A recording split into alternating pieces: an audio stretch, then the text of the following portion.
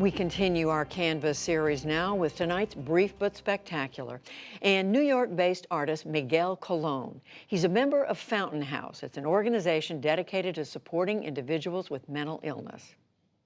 I often wonder about how people see me. Sometimes in AA meetings I talk about that I'm dual diagnosis and that I also have mental illness, and I worry that I'm putting myself in a vulnerable position. The first time I went to a therapist and a psychiatrist was probably when I was around 23 years old. I've been told that I seem like I'm high functioning. I really didn't receive a definite diagnosis until my most recent hospitalization, which is schizoaffective bipolar type. I had been hearing voices, and I was also, I believe, experiencing things that may not have been happening, and I felt like the whole world was out to get me, and I checked myself into the hospital. When I was in the psych ward, I was drawing a lot.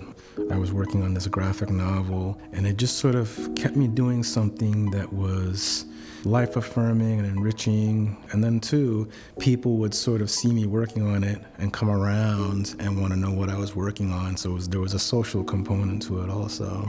The first time I started drawing was when I was 4 years old. I was really, really shy, and I remember when they dropped me off in Head Start, I was just like clinging to this wall, and I saw this poster of Thor, and I remember looking at it and thinking, I want to do that, I can do that.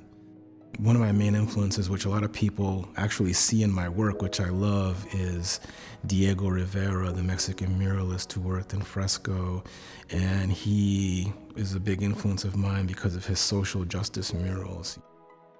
While I was in the hospital, I found out about Fountain House. It's a social club for people with mental illness, and I thought, wow, the very thing, because with mental illness and also with addiction and alcoholism, what we tend to do is isolate. At Fountain House, we can be supportive of each other, and there are no judgments. If you're feeling symptomatic, you're still a functioning member of Fountain House, and everybody cares about you, and you're valid. Self-portraits are hard because I sometimes see things about myself that are kind of difficult to see. I tend to downplay myself a lot, and a lot of times my friends in recovery will tell me I'm a good person that is a source of goodness and is valid.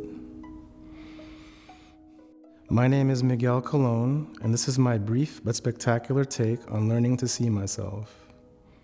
So uplifting, and you can find additional Brief but Spectacular episodes on our website, pbs.org/newshour/brief.